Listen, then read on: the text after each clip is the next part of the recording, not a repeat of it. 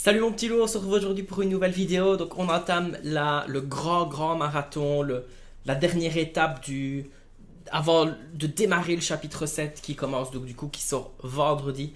Donc cette vidéo aussi, on est lundi et le but de la vidéo c'est de préparer au mieux vos scellés. Alors qu'est-ce que c'est un scellé? Comment on joue? Qu'est-ce qu'il faut garder comme carte? Quels sont les tutos? Etc, etc. On va refaire un peu le tour dans cette petite vidéo. Je vous montrerai les cartes à garder, en tout cas que je trouve qui sont fortes pour le scellé. Je vous réexpliquerai en quoi consiste le scellé, etc. etc. N'oublie pas de lâcher ton meilleur pouce bleu, de cliquer sur le bouton s'abonner, c'est gratuit, ça coûte rien. Et moi, ça m'aide beaucoup justement à développer ce genre de vidéo. Et ça permettra au monde entier de voir cette merveilleuse vidéo. Je rigole bien entendu, mais blague à part, si ça vous aide, ce serait super sympa parce que moi, ça m'aidera aussi. On lance le générique et on démarre tout de suite.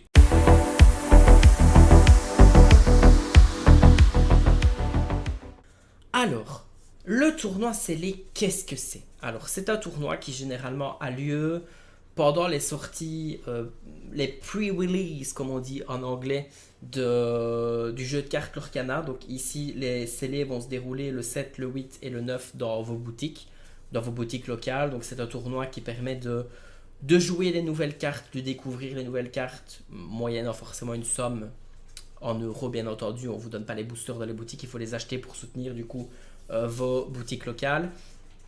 Et ça vous permet de toucher un petit peu à tout, de voir les cartes, de lire les effets des cartes. Vous avez le temps de créer votre deck, etc. Donc on reparcourt un petit peu le concept.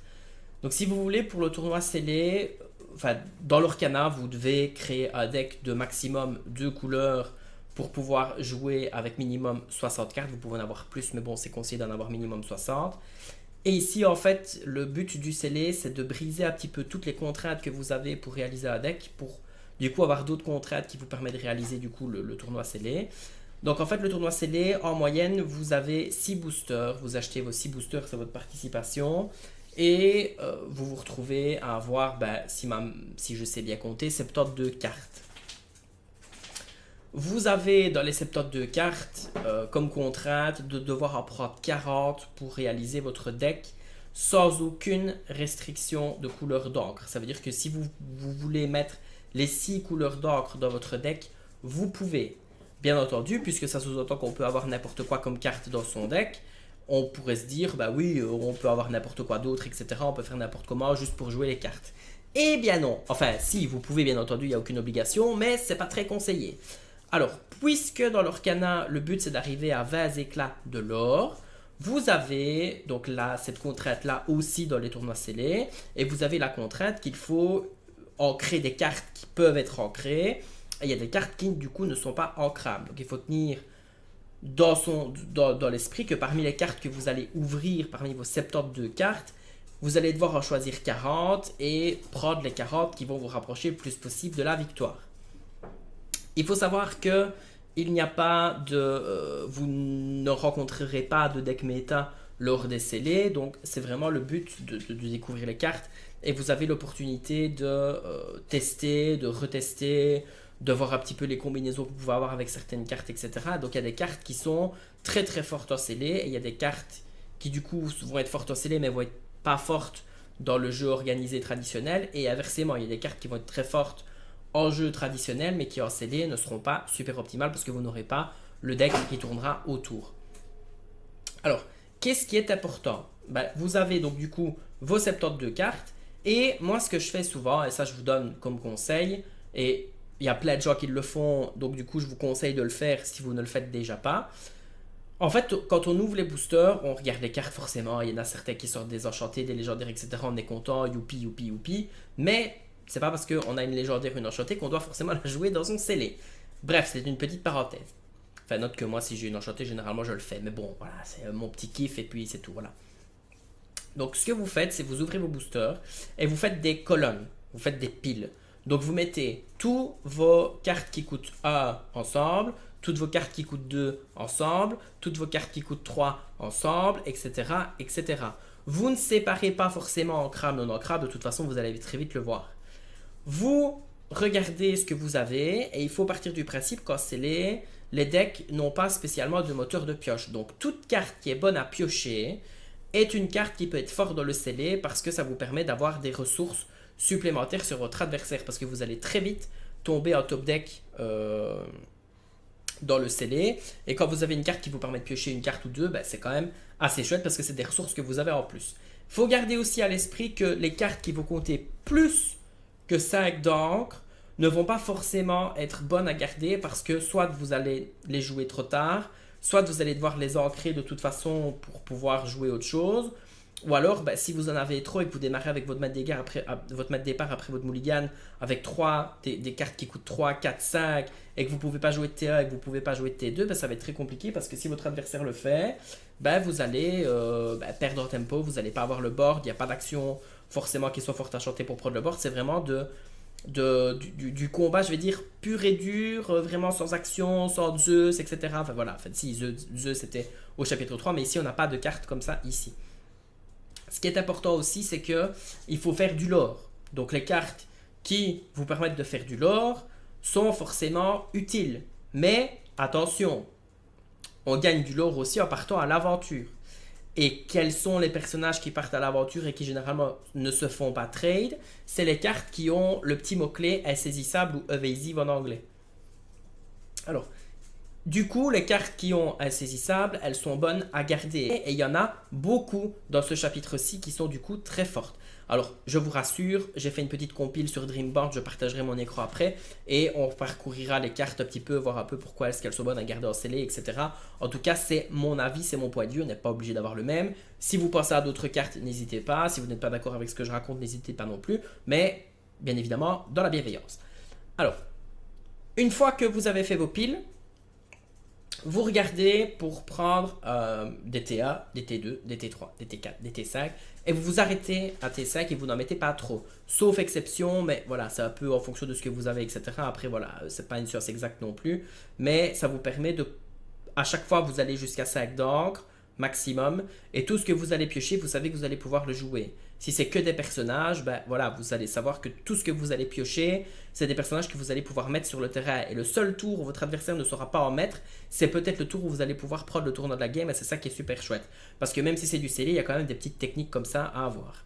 Alors, du coup, puisque je parle de personnages, je parle de personnages, vous l'aurez compris, le but c'est d'avoir un maximum de personnages aussi. Puisque ben, les actions peuvent être des cartes qui peuvent, du coup, vous faire perdre au tempo. Surtout si c'est des cartes actions qui ne permettent pas de gérer directement un personnage. Vous l'aurez compris aussi du coup, donc on garde des cartes qui permettent de piocher, on garde des cartes en dessous de la curve d'encre 5, on garde des cartes qui ont le mot-clé insaisissable et on garde des gros loreurs. Et vous allez voir que dans les cartes, il y en a beaucoup. Vous pouvez aussi garder des cartes qui vont vous piocher, des actions ou des chansons qui peuvent vous faire piocher ou des personnages.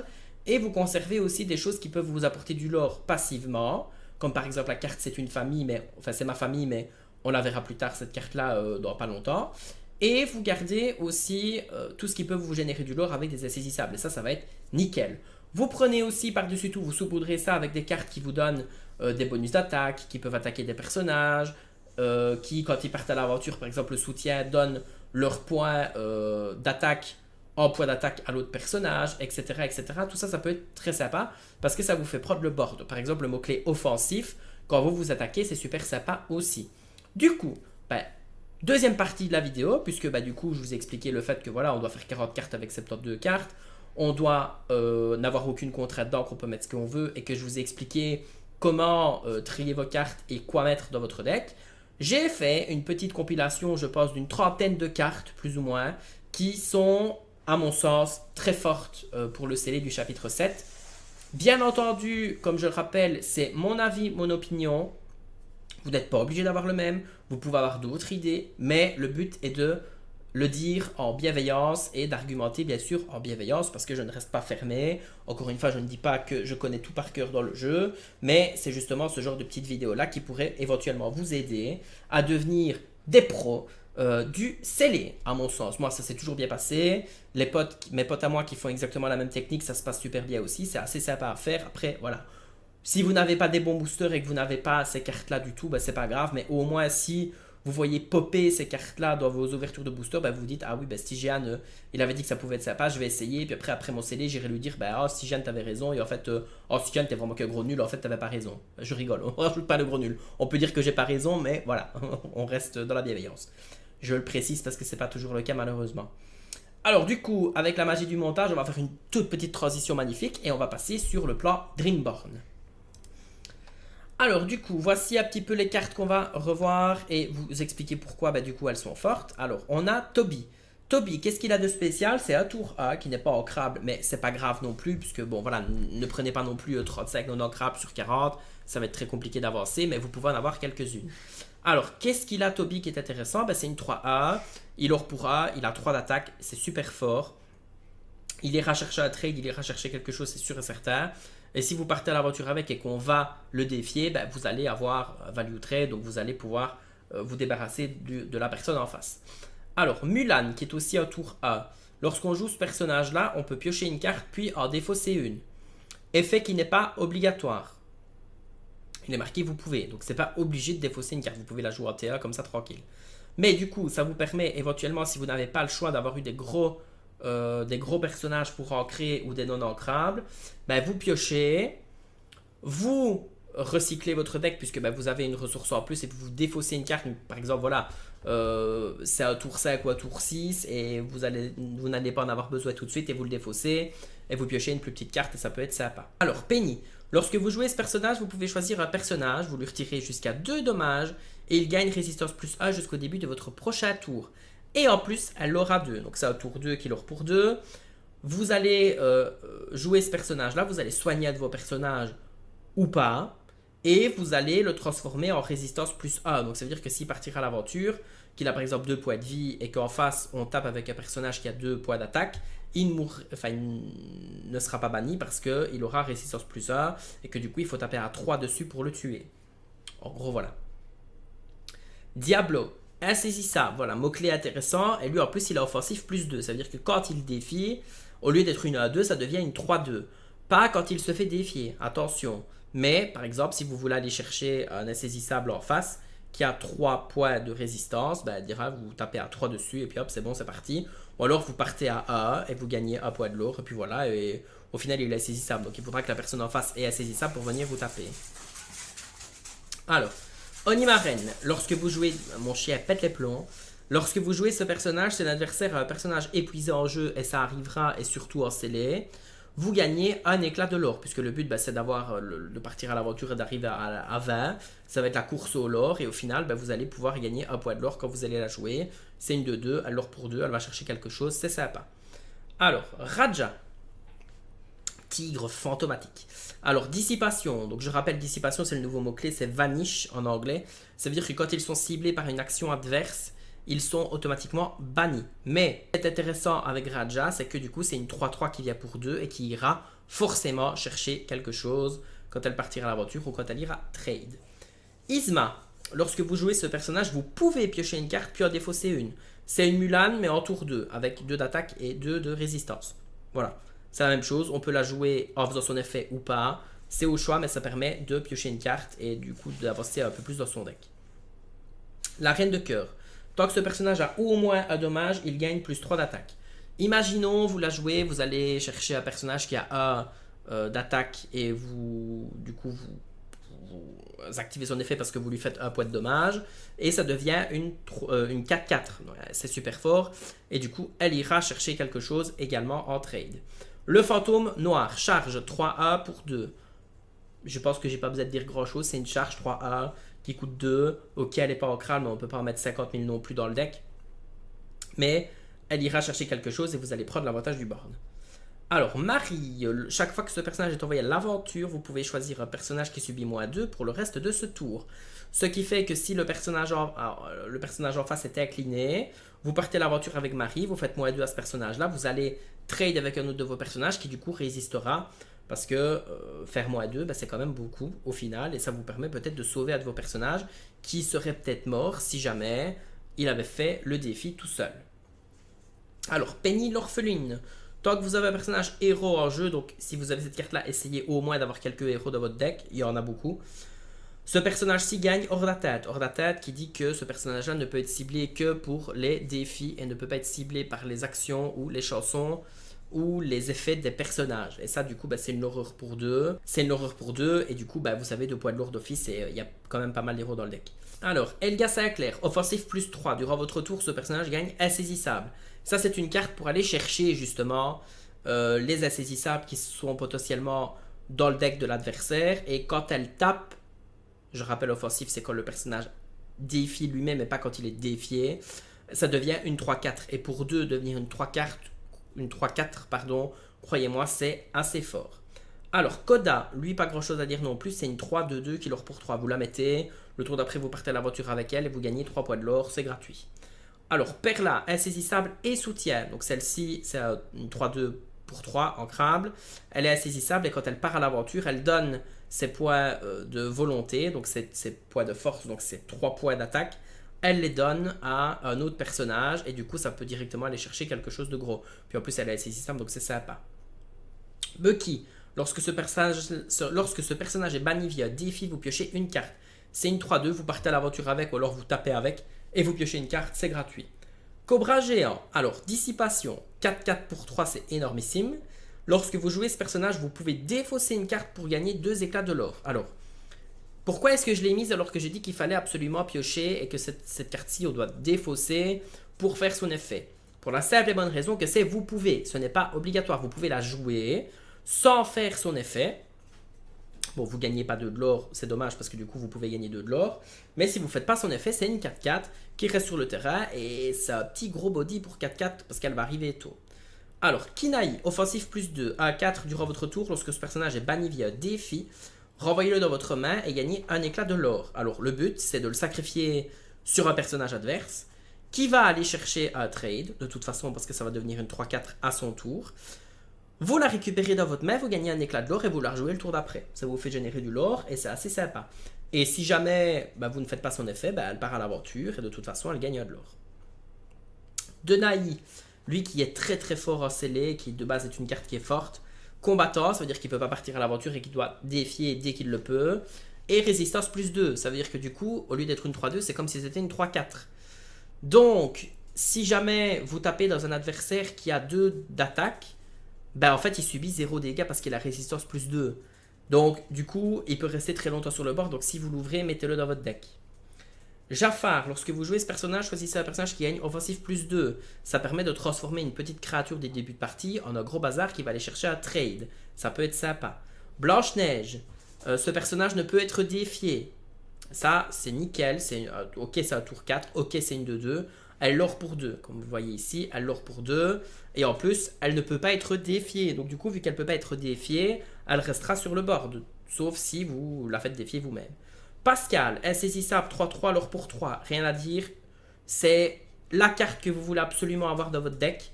Parce que du coup, vous allez la mettre et vous allez l'orer pour 3. C'est presque sûr. Plus qu'une fois, sauf si en face, il y a un personnage qui a insaisissable. Mais voilà, ça ne veut pas forcément dire qu'il arrivera à ce moment-là. Suzy, alors elle, je l'ai mise, elle n'a pas d'effet, mais c'est une 3-4 qui l'or pour 2, c'est gratuit. Voilà. Anna, soutien 2-3, je l'ai mise parce que je l'aime beaucoup. Mais blague à part, lorsqu'on joue ce personnage-là, on choisit un personnage adverse qui ne se redresse pas au début de son prochain tour. Donc vous pouvez paralyser l'horreur à 2 ou à 3 qui pourrait vous embêter. Et le temps que vous puissiez, elle, faire son effet en partant à l'aventure avec soutien. Et vous boostez à vos autres personnages et vous tapez avec votre autre personnage, c'est nickel. Yago, donc là on commence à arriver dans les gros tons. Yago, 4-6, insaisissable, dissipation. Attention, s'il est ciblé par une action, il est banni. Mais voilà, c'est une 4-6 qui l'or pour 1, mais c'est une 4-6, donc elle va aller chercher des trades quand même assez souvent. Et elle est insaisissable, donc elle va aller chercher toutes les autres cartes insaisissables, le Pascal, le Diablo, tous les bazars qui voleraient à 2 qui soient insaisissables, elle ira le chercher, et pas que. La reine, alors, pourquoi est-ce que j'ai mis des légendaires dans les cartes? Sachant que les légendaires, c'est quand même rare d'en avoir. Mais dans la liste, il y a 2 légendaires que si vous avez, vous pouvez vous permettre de les garder et de les mettre dans votre deck parce qu'elles sont super fortes pour le sceller, en tout cas. Qu'est-ce qu'elle dit ici? Choisissez un personnage, un adversaire, pardon. Choisissez 3 cartes de sa défausse et placez-les sous sa pioche. Et vous gagnez 3 éclats de l'or. Si vous choisissez une princesse dans les 3 cartes, vous gagnez 4 éclats de l'or à la place. Alors, Pourquoi est-ce que je l'ai mise? Parce que du coup, elle vous permet d'avoir du lore. Et 3 de lore, c'est énorme. Et 4 si jamais il y a une princesse en face. Et il y aura plein de personnages dans la défausse de votre adversaire, puisque vous allez normalement vous battre souvent pour essayer de prendre le board et partir à l'aventure. Ce qui est fort avec cette carte-là, cette légendaire-là dans le scellé, c'est qu'il n'y a pas beaucoup d'actions qui tapent à distance dans ce chapitre-ci. Et donc, du coup, vous aurez au moins l'opportunité de faire une fois son effet. Maintenant, si vous avez bien joué, que vous avez bien pris le board, vous allez le faire une fois et vous allez peut-être le faire une deuxième fois. Mais si elle le fait déjà une fois, c'est déjà super parce que 3 de l'or, c'est énorme. Vous combinez à ça le Pascal qui l'aura 3, le Kodak qui l'aura 3, l'Elorora 2, etc., etc. Et ça peut très très vite monter. Fidget, insaisissable 2, 3. Chaque fois que ce personnage est envoyé à l'aventure, vous choisissez un de vos autres personnages qui gagne insaisissable. Ça serait top de faire son effet sur la reine, comme ça elle est insaisissable et elle ne se fera pas trade par autre chose qui est insaisissable. Sherkan. Alors lui, lorsque vous jouez ce personnage-là, vous défaussez votre main. Il aura pour 4. Il a 4 d'attaque, 4 de défense. Et ça quadruple 4 si vous voulez. Alors, lui, à mettre bien entendu quand vous n'avez plus de cartes en main. Et ça va aller très vite. Je vous le dis tout de suite. Puisque vous n'avez pas beaucoup de pioches dans les decks. Donc ça va être très vite le moment où vous allez ancrer, vous allez vider votre main, vous allez être au top deck.